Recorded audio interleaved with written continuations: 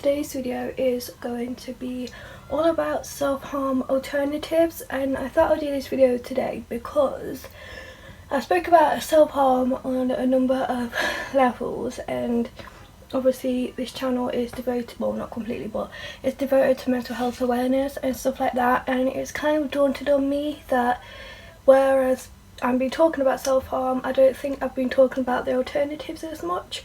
So that's what this video is going to be about, self-harm alternatives. I hope you enjoyed the video. There's a number of different self-harm alternatives, and even when researching it for this video, I didn't know how many there were, because normally when you're on about self-harm alternatives, the thing that always comes to people's mind, especially comes to my mind, is just distraction, and I think that's the basic one what most people get taught, because it's such a very good skill to use. It's such an easy skill to be taught, and everyone kind of knows what distraction is, and it doesn't really need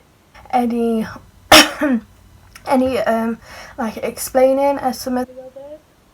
So I've got a whole load, can't really see, but I've got a whole document on different types of self-harm alternatives. I was doing this last night when I was planning this video, so I'm going to take you through all of them and explain them as best as I can. I do want to say to people who are new, I am not an expert. I am no way, shape or form an expert on mental health. I am hopefully going to be an expert on mental health in the near future, because I do want to be a mental health nurse, but right now I'm not. I'm just speaking from what I know, and I'm doing this to spread awareness because I struggle with my mental health a lot, and it's just a good thing to talk about. So for people who are also new and you don't really know what self-harm is, I just thought I would go over it. Most people probably already know this is self-harm, but some people might not. So self-harm is when you deliberately hurt yourself in any kind of way. It could be cutting, it could be punching a wall, it could be hair pulling, it could be burning yourself. Basically any way if you're hurting yourself deliberately and you are getting a release from it, then that in my words is self-harm. So different types of distraction, I'm not going to use that word. Different types of self-harm alternatives. The first section is, let me try and find it. Try to work out how you are feeling. So the first point I've got here is ask yourself, what am I feeling? For example, are you feeling angry, anxious, sad, and why am I feeling like this? So for me, when I normally feel like self-harming, normally I feel a mixture of different emotions. I don't normally feel just one specific emotion like sad or angry. It's normally a mixture of all of them, because mostly I get anxious and then I get angry that I can't figure it out myself, and then I get sad because it's like I'm sleeping this low to hurt myself. So it's difficult to say one specific feeling. But for me, what I would do is I'm feeling a number of feelings, such as, and then say why you're feeling like this. The next one is a really big one, and I stand by this a lot. I think this is the one that helps me the most, is talk to someone about your feelings. Now that could be a parent, it could be a friend, it could be a boyfriend or girlfriend, it could be a therapist, it could be a teacher, basically anyone you trust and anyone who you know who will listen. Talk to them about it, and I think that's a really good thing, because you're not bottling it up inside, you're not keeping it to yourself. And from my own experience, I feel when you keep it to yourself, it's just going to get worse and worse, and when you actually tell someone, you know someone's there to help you, so you know it's not worth just hurting yourself, and you know that someone actually knows how you feel and they can give you the support. The next point is, if someone has made you feel like you feel, then write a letter to them about how they've done that. So it says here, you don't need to send a letter if you don't want to. I've never done this because I've only came across this one now. I actually think it's a really good idea. Just write a letter or notes about who's made you feel like this. Is it a specific person? What's made you feel like this? And if you want to send it to a person, you can send it to a person, but You don't have to. I probably wouldn't. I'd probably just rip it up and throw it away. But then you're getting all the things down on paper and it's better than in your head. So the last one for this section, oh no, we've got two for this section. The next one is write a list of your achievements.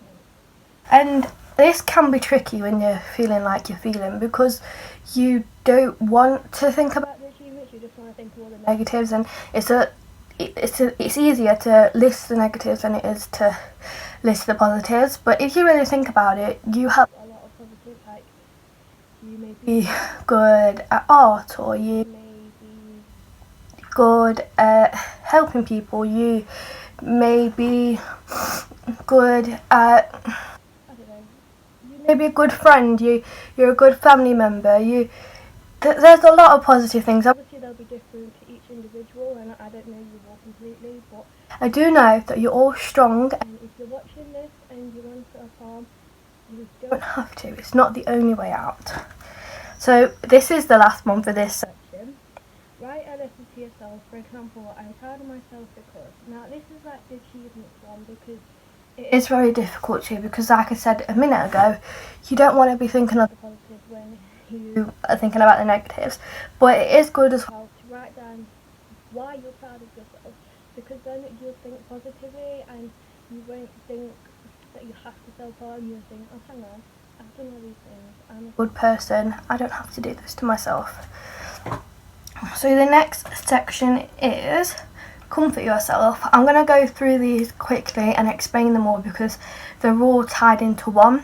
So there's have a bath or shower, have an emergency box, whatever helps you cope, buy something special for yourself, massage the area you want to self-harm, stroke a pet or cuddle a teddy, paint your nails or get your hair done, try relaxation, for example, meditation. Now, for the emergency box, I actually do have one. I just don't get it. I should have got it before, shouldn't I? I have a travel one, which I take with me where I go on holiday, or if I go to a place like college, or if I go to somewhere where I know I'm going to feel particularly anxious, I always take it with me. It's in this super cool, I love the pattern of this. It's like a bath bomb pattern, and people who know me know I love bath bombs. But anyway, in it I did have a stress ball, it did explode. It was one of them with a flower in, and oh my god, I've got so many of them. In it I have still got flour on it, some storyteller die. I have this like squidgy thing, I don't really know what they're called, but it's just nice. I have a squishy toy. There's literally flour all in this bag. I have a tangle, which is probably the thing that I use most. And I have a fidget spinner. I would get it out, but literally, if you can see inside this bag, it is still full with flour. I should really sort that out. But yeah, flour is literally going everywhere.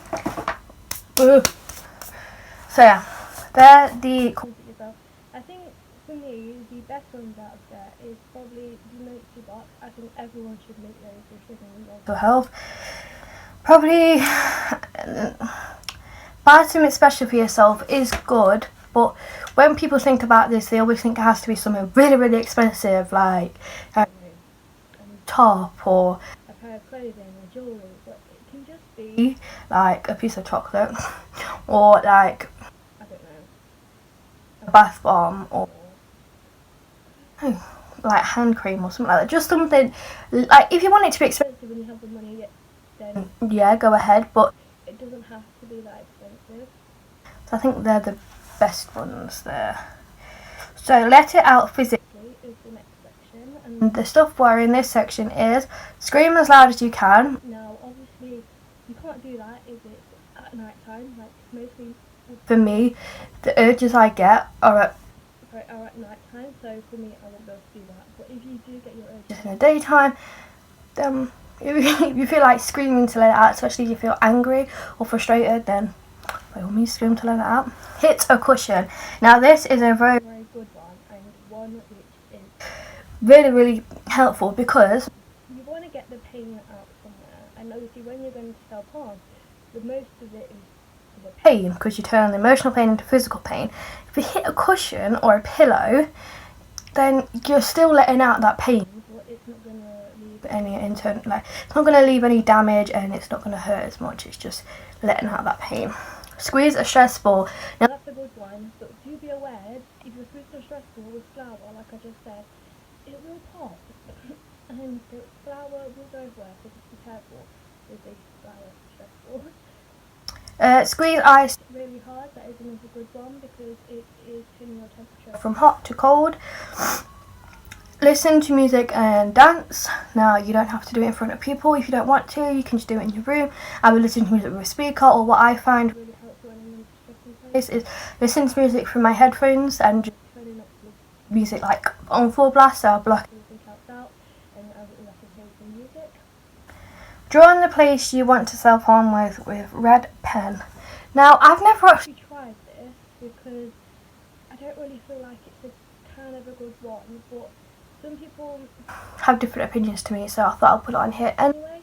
So wherever you want to self-harm, if it's on your arms or legs, anywhere on your body, draw with red pen, because then it acts like you've already self-harmed, and it acts like you've seen the blood, but you're not actually.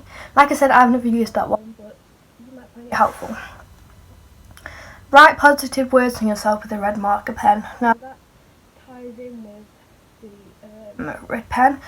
If you're using a marker pen, make sure it's one that you can wash off, obviously. But I feel like writing positive words on the place where you want to self-harm is good, because you turn negative things into positives, and then you don't want to carve stuff into your arm, you just write it instead. Place an elastic band on your wrist and flick it when you have the urge to self-harm. That's a good one as well if you get the urge to self-harm when you're out and about, because people don't need to know. Like not everyone, I don't have a red hairband in my hair, but most girls have like either an elastic band or a hair tie on their arms, and so people are not going to necessarily know if you've got it on your arm, so if you need to flick it, you can. So that's a really good one, a discreet one. The last one on this one is go for a walk, run, or ride a bike. That can be good as well, because you're taking yourself out of the situation. I know for me, when I want to self-harm, I'm normally in my bedroom by myself, so to go out of that situation and to get out of the house and just go for a walk or something to clear my head, it is really good.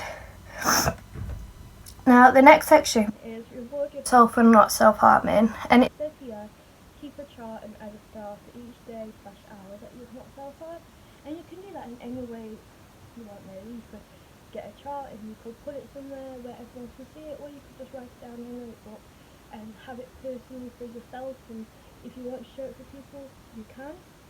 And it says here, if you do self-harm, just leave a space and start again.